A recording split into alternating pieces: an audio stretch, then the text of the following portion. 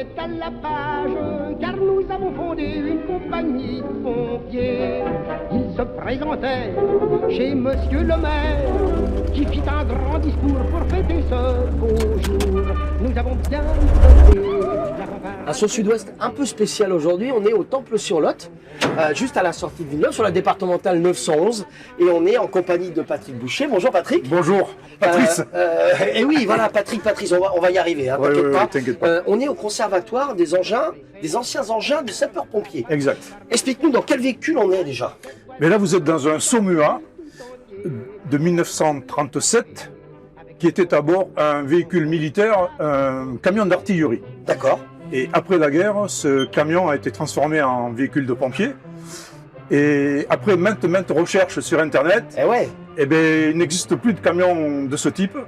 C'est le seul. C'est le seul, il est unique au monde. Et qui marche. Et qui fonctionne, la preuve. Eh ouais, voilà, vient de on a réussi à l'atelier. sortir du hangar, exactement. Voilà, donc ce camion, il est souvent demandé pour des expositions, pour des manifestations. Ouais. Alors le but, c'est de le sortir, de faire des petits trajets, de le mettre, sûr. on le met sur le porte-char, on le décharge à proximité de l'endroit où on veut l'exposer, et on le ramène chez nous.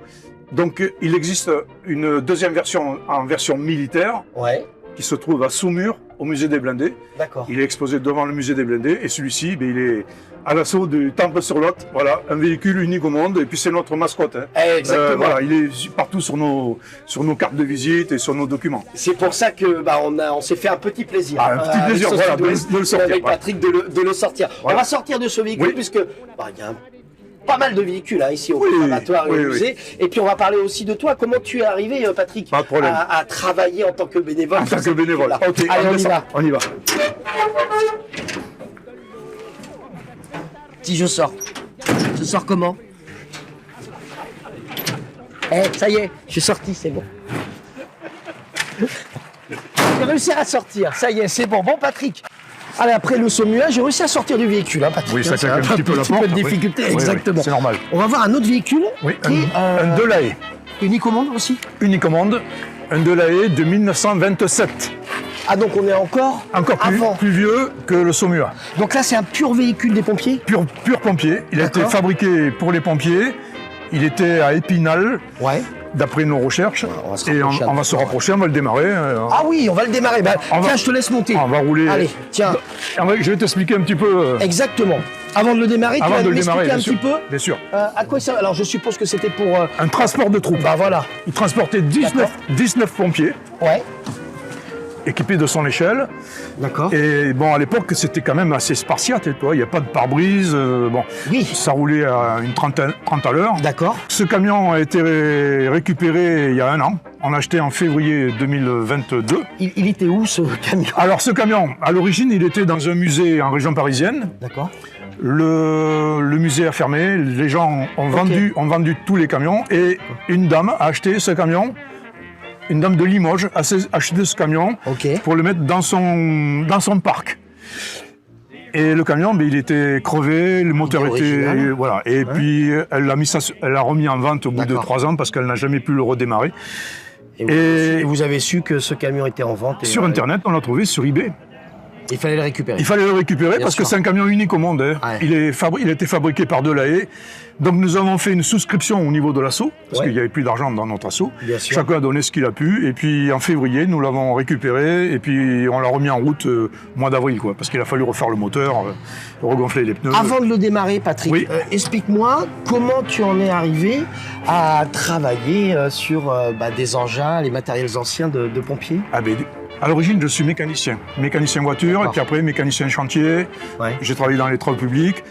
Je me suis retrouvé à Air France, j'étais mécanicien à Air France et puis cadre à Air France. Et mon beau-frère est le président de l'association, Daniel Feltrin. Ça aide. Ça aide un petit peu. Et un jour, il m'a dit, tu devrais venir avec nous pour travailler, faire un peu de mécanique. Voilà, donc à la retraite, je me suis retrouvé à travailler avec eux dans une ambiance magnifique, superbe. Vous avez pu voir ça tout à l'heure pendant le repas. Oui. Et puis je fais de la mécanique parce que chacun a un petit peu son métier ici. Bien sûr, son rôle. On a tous un niveau atteint tous son niveau d'incompétence à un moment donné. Oui, donc je me borne à la mécanique, je fais ce que je peux, et puis on arrive à remettre en route les engins, et puis à les présenter surtout. Le but c'est ça, c'est de les sauvegarder. De parler de l'histoire des et de les présenter. Voilà, les présenter. Donc je ne suis pas pompier d'origine. Mais un amoureux des véhicules et du matériel véhicules anciens, aussi bien les voitures que les camions, les motos et les tracteurs. Tout le matériel également qu'on peut récupérer. Voilà. Et les tracteurs également. Que nous avons également. Alors on va pouvoir démarrer Patrick et puis on va rejoindre nous Daniel Feltrint. On a parlé il y a quelques secondes. Notre président. Le président emblématique de l'association. Oui. Allez, je te laisse démarrer. Alors on va déjà essayer de le démarrer parce qu'il est capricieux. Ah, bah alors attends. 1927 quand même. Voilà, on croise les doigts alors. Voilà. Je peux pas toucher du bois. Si, il y a du bois ici. Il y a du bois partout là. Mais si, je peux.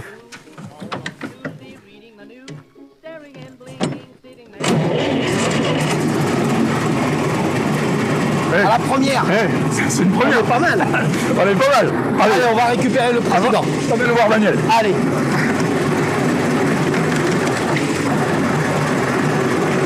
Ah oui, mais c'est... Ah oui, mais...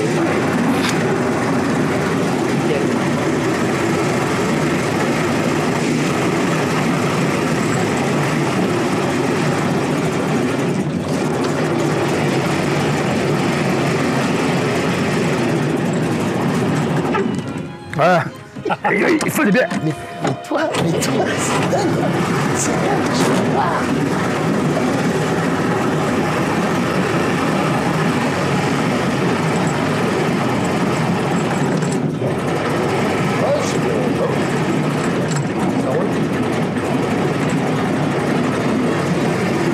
Voilà, Daniel va vous parler des GMC et des Dodge qui sont sortis de notre atelier, qui ont été refaits entièrement.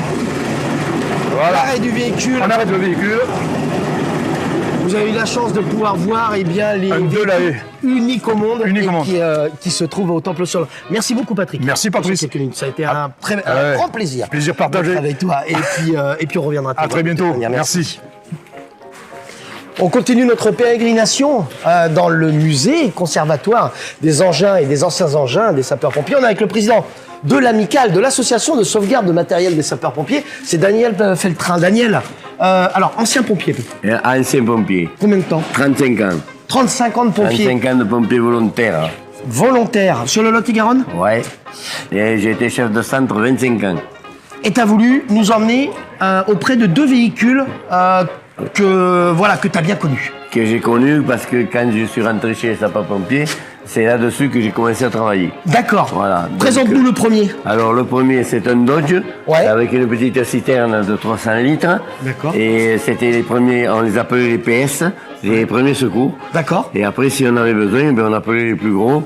Donc là, tu partais dès qu'on appelait les pompiers, l'intervention. Ah oui, là, on partait à l'époque, c'était pas le même système que maintenant. Ouais. Le système, il était qu'on partait, on arrivait à la sirène, on arrivait presque tous à la caserne la nuit. D'accord. La nuit, on y était presque tous. Alors donc, il y avait une série qui partait, une série qui restait. Ok. Bon, et c'était comme ça. Donc on partait avec ce véhicule-là. Voilà. Et puis tu en as un deuxième. Voilà. Alors là, plus imposant. Celui-là, c'est le plus gros, avec un 3500 litres dedans. D'accord. Et avec les 3500 litres, on commençait à faire des feux. S'il en manquait, on appelait les casernes voisines. D'accord, là aussi, début d'intervention, on partait avec celui-là. Et tout le monde avait... les casernes du Lot-et-Garonne étaient toutes munies d'un GMC, comme celui-là. Toutes, et d'un Dodge aussi. Ok, voilà, à l'époque. Voilà. Est-ce que c'est compliqué d'avoir autant de véhicules ici au Temple-sur-Lot? Est-ce que d'avoir 90 engins de pompiers, c'est compliqué? C'est un peu compliqué. C'est un peu compliqué parce que c'est la place qu'il faut. Ouais, quand on collectionne des miniatures, c'est moins grand. Mais là, à la maison, ça serait compliqué. Ça serait compliqué. Ouais. Et là, on est déjà trop petit. On est déjà trop petit, mais bon, maintenant, on ne va plus retrouver d'anciens véhicules. On va trouver que les nouveaux. Mais on va essayer de récupérer quand même un modèle de chaque à mesure qu'ils vont être réformés. Ah, ok. Et pouvoir continuer cette histoire. Voilà, et cette histoire, et puis pouvoir faire voir l'évolution des sapeurs-pompiers. Est-ce qu'il y a vraiment un véhicule, quand tu arrives là, le jeudi ou le reste de la semaine, quand tu viens faire un tour, est-ce que tu as un véhicule ici qui te plaît, que tu adores regarder? Moi, c'est ces deux. C'est cela. Voilà, là tu peux y rester pendant des minutes et en parler pendant des heures et des heures. D'ailleurs, ceux-là, on les a refaits entièrement, boulon par boulon. Hein. Ah oui, d'accord. Ceux-là, ils ont été refaits tous les deux. Ok. Boulon par boulon. Bon. Alors, ils ne viennent pas de ma caserne. J'en ai un là-bas qui est à moi, qui m'appartient, qui vient de Castelmoron où j'étais chef de centre. Ouais. Mais on n'a pas pu réparer parce qu'on a fait avec ceux qui en a. Celui-là, il était malade, on l'a bien refait. On a tout refait. Combien de temps pour le refaire là, on a mis, entre les deux, là, ils ont mis 1 an et demi quoi, pour les refaire complètement. On va revenir vers toi, Daniel, dans quelques minutes, puisqu'on va parler de l'association en elle-même, de l'association Sauvegarde de matériel de sapeurs-pompiers, mais on va parler de l'actualité des sapeurs. Bien sûr, parce qu'on a on a eu la chance de rencontrer capitaine Romain Soubi, qui va être avec nous dans quelques minutes.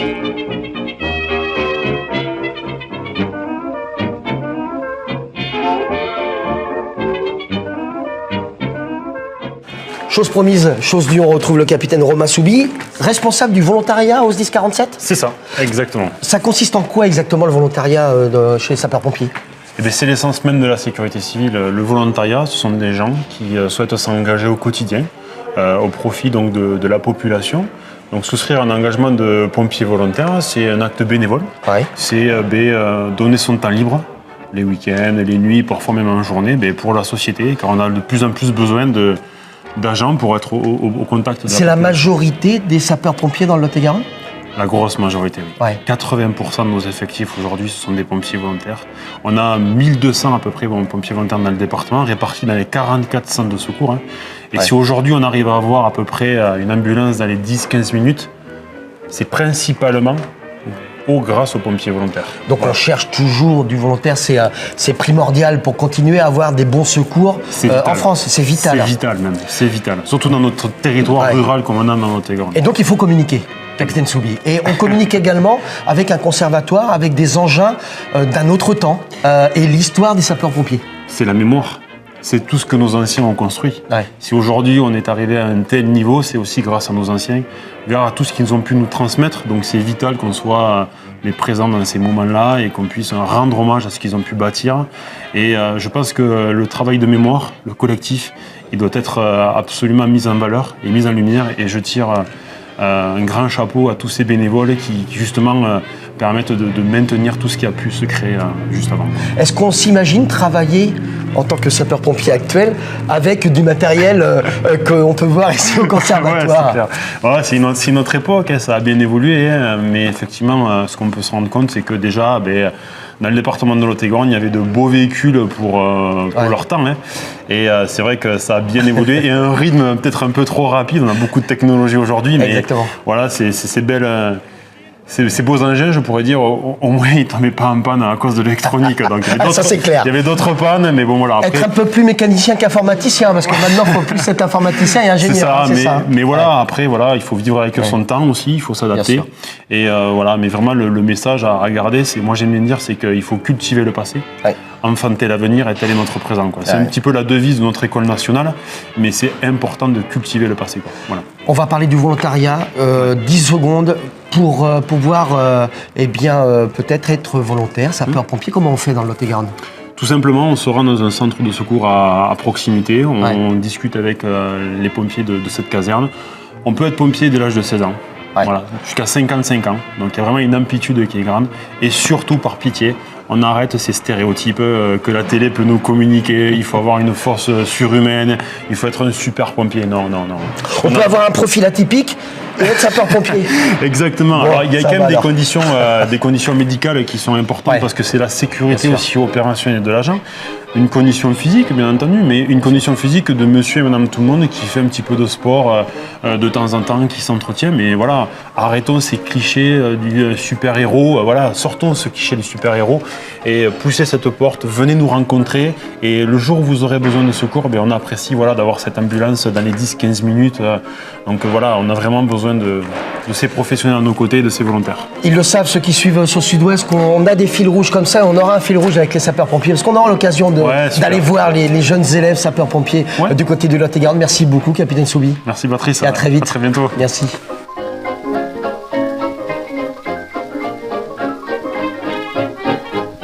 All alone Monday, singing the blues. All alone Tuesday, reading the news. Staring in Après avoir discuté quelques minutes avec le capitaine Romain Soubi, on est revenu avec Daniel Feltrin, le président de l'ASSO.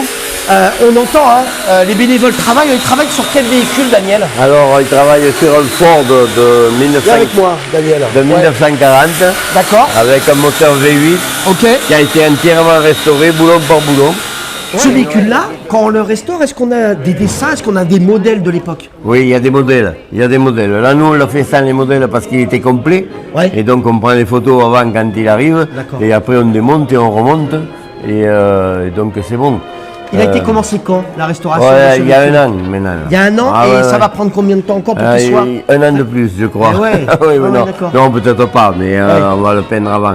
Mais de toute façon, il faut compter un an et demi pour refaire un véhicule de A à Z.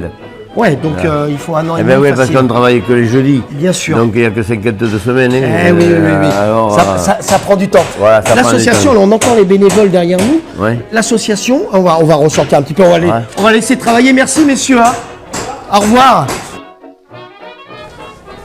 Allez Daniel, alors ici on est dans le lieu de convivialité de l'association. Voilà, exact. Ça ici, c'est la vie de tous les bénévoles.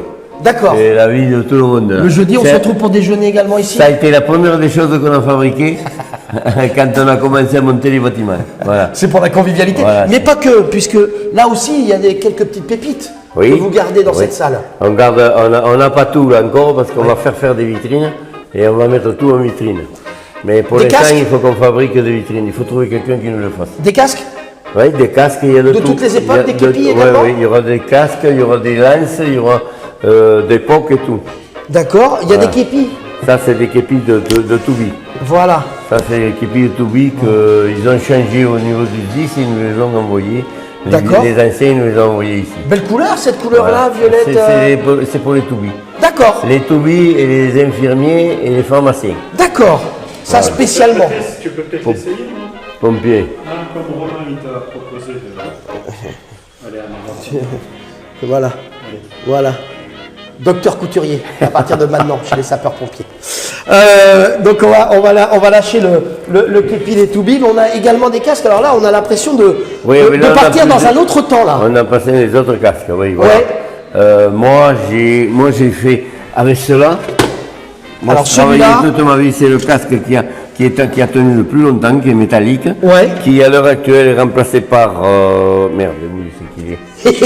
Il est là par le Formule 1, on appelle, et maintenant il a encore changé, ce n'est plus les mêmes. On va essayer d'en récupérer un des nouveaux.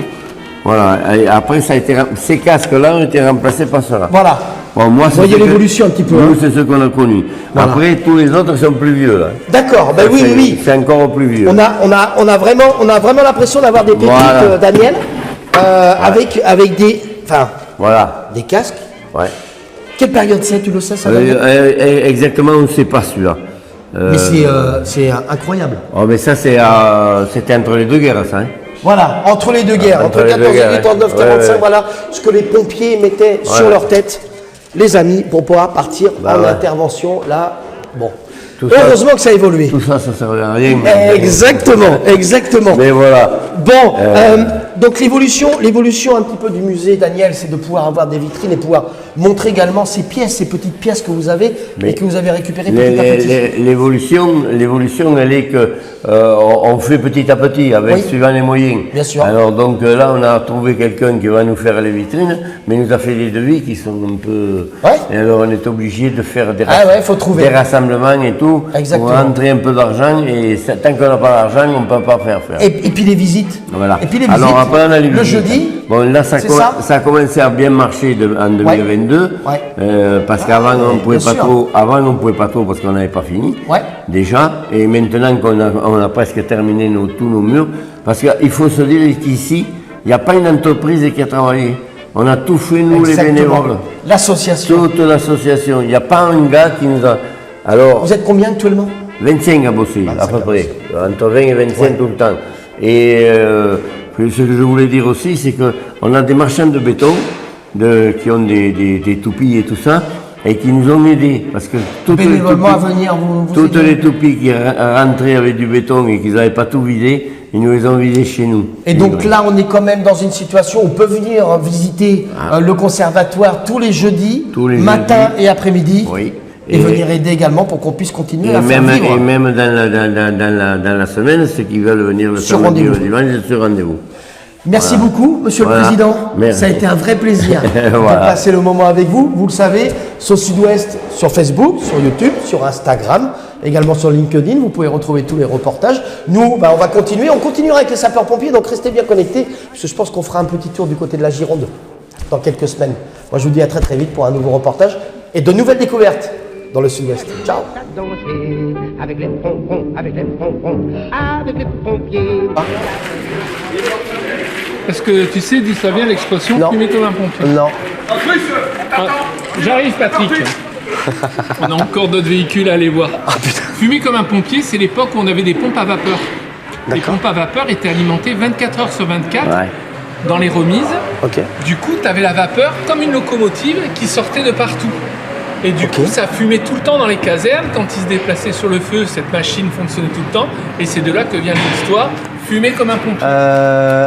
Celle-là, on va la garder pour la fin. Hein? On va la garder, celle-là.